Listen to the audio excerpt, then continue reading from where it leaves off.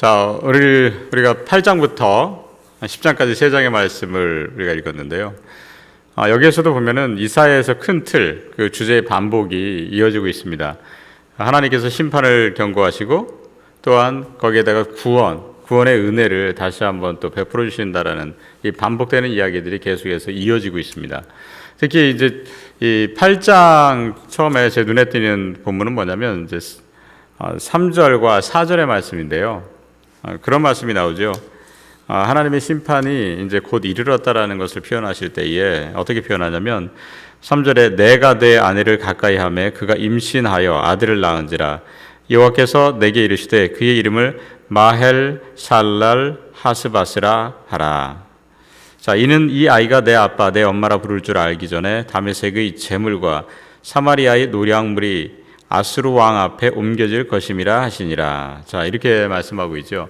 여기서 이제 우리가 모르는 단어가 하나 등장을 합니다. 마헬 살랄 하스바스라는 이제 히브리어인데요. 이게 어떤 뜻이냐면 마헬이라고 하는 것은 신속하게, 그리고 살랄이라는 뜻은 어떤 뜻이냐면 약탈물이 있잖아요. 무슨 우리 약탈할 때 그런 물건들, 그런 뜻을 말하는 거고, 하스라고 하는 건 급하게라는 뜻이고, 마헬 살랄 하스 바스라고 하는 것은 어떤 뜻이냐면 그 노량물을 얘기하는 겁니다.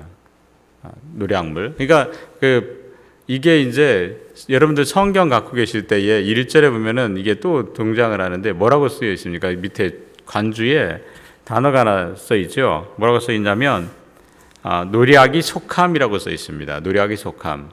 이 노략이 속함 이해할 수 없는 한국말이죠. 잘. 노략이 속함이라는 게 어떤 뜻이냐면 결국은 노략당하고 급하게 약탈당하고 그 자기들이 가지고 있는 것이 노획물이 될 것이 속히 이르게 될 것이다, 이런 뜻입니다. 그러니까 이스라엘 백성들이 한마디로 말해서 결국 어떻게 된다는 얘기예요. 아수르에 의해서 4절의 말씀에 따르면 아수르에 의해서 지금 하나님이 심판을 당해서 그들이 다 약탈당하게 될 것이라는 거예요. 노략당하게 될 것이다. 이 날이 속히 다가오게 될 것이다. 이것을 경고하고 계시는 것을 보게 됩니다. 이들에게 있어서는 이건 어떤 일입니까? 큰 고통이겠죠. 이런 고통을 알려주시는 거예요. 그런데 이제 재밌는 것은 뭐냐면 9장에 가면은 이렇게 심판을 경고하시고 나서 또 어떤 말씀이 나오냐면 9장 우리가 잘 아는 6절과 7절 한번 보도록 하겠습니다. 바로 이제 메시아의 예언 부분이 나오거든요. 6절과 7절을 제가 한번 읽어드릴게요. 이는 한 아기가 우리에게 낳고 한 아들을 우리에게 주신 바 되었는데 그의 어깨에는 정사를 메었고 그의 이름은 기묘자라 모사라 전능하신 하나님이라 영존하시는 아버지라 평강의 왕이라 할 것임이라. 그 정사와 평강의 더함이 무궁하며 또 다윗의 왕자와 그의 나라에 군림하여 그 나라를 굳게 세우고 지금 이후로 영원히 정의와 공의로 그것을 보존하실 것이라. 만군의 여호와의 열심히 이를 이루시리라. 아멘. 자, 하나님께서 메시아를 예언하고 계시는 거잖아요. 바로 그 메시아 예수 그리스도께서 이 땅에 오시면 그 모든 것이 회복되어질 것이다 라는 그러한 말씀을, 구원의 은혜를 선포하고 계시는 걸 보게 됩니다. 그런데 저는 이 이사야서를 읽을 때에 그런 마음이 들었어요. 왜냐하면 앞에서는 고통을, 심판을 이렇게 말씀하고 계시잖아요. 그런 다음에 곧바로 또 계속 반복되는 거는 이런 구원의 은혜를 또 말씀하고 계시는데 그런 생각이 들었습니다. 우리가 어떤 영화를 보면은 어떤 좀 폭력이 있는 영화들 보면 그렇지 않습니까? 이렇게 사람들을 죽일 때 어떻게 돼요? 그냥 한 방에 딱 그 목숨을 끊는 거는 죽는 사람이 그냥 한 번 고통을 딱 당하고 끝나는데 오히려 잔인하게 고문하면서 오랫동안 고통을 주면서 이렇게 죽이는 경우들이 있습니다. 그게 이제 그 사람이 더 괴롭게 하는 거잖아요. 그냥 한 번에 끝내야 되는 거지. 근데 저는 이 장면을 보면서 그런 생각이 드는 거예요. 왜 하나님 이스라엘 백성들을 심판하실 때 차라리 잘못하면 그냥 여기서 그냥 딱 멸절을 시키시든지 한번 그냥 하나님이 딱 치시지.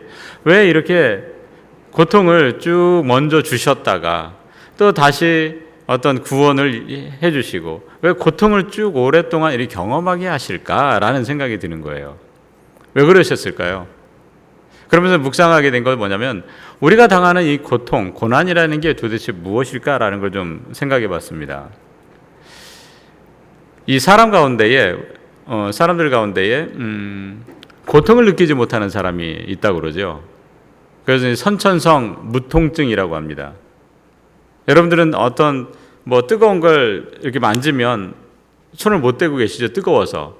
왜 그렇습니까? 고통이 느껴지기 때문에 사람들이 뜨거운 것에 손을 안 대고 있는 겁니다. 그런데 선천성 무통증을 갖고 있는 사람들은 고통을 느끼지 못한다고 합니다. 이게 좋은 게 전자 아닙니다. 왜 그러면 상당히 위험하거든요. 지금 말씀드렸던 것처럼 뜨거운 것에 내가 손을 대고 있는데 뜨거움을 못 느끼면, 고통을 느끼지 못하면 어떻게 되는 겁니까? 그냥 손이 다 타들어가도요 못 느끼는 거예요. 얼마나 힘든 겁니까? 그리고 만약에 어디에 부딪혀가지고 내가 피가 나요. 안 아파요. 그리고 내가 어디에 심하게 충격이 가해져서 뼈가 부러졌습니다. 고통이 없어요. 이런 사람은 어떻게 되겠습니까?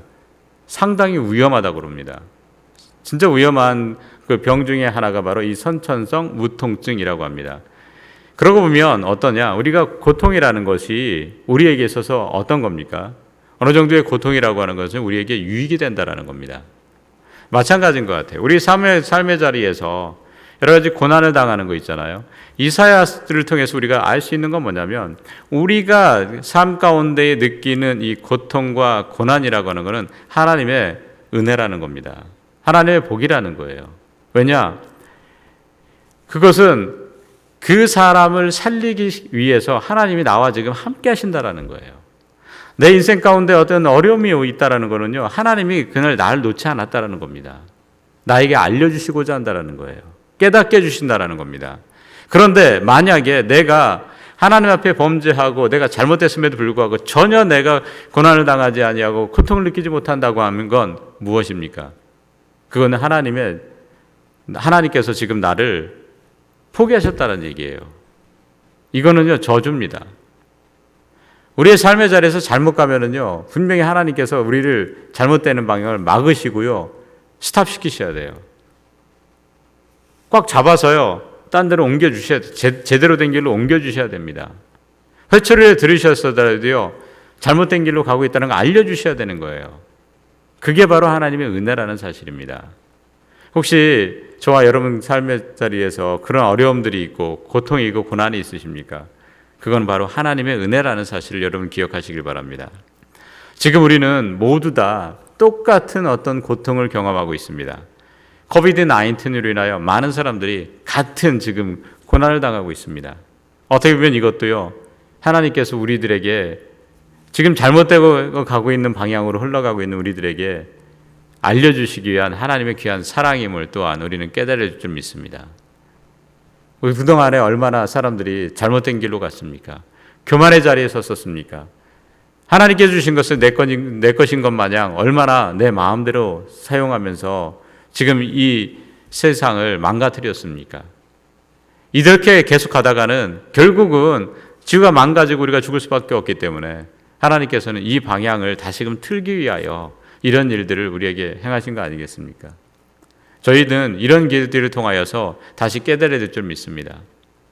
정말 주님을 멀어졌다면 우리가 이 고통 가운데에 다시금 주님께서 우리를 향하신 뜻이 무엇인지를 분명히 발견하고 주님께로 돌아오는 그러한 귀한 하나님의 자녀로서의 삶을 살아갈 수 있는 저와 여러분들이 되시기를 주님의 이름으로 간절히 축원합니다. 오늘도 이 말씀 기억하시면서 우리들은 하루하루를 어떻게 살아가야 되는가?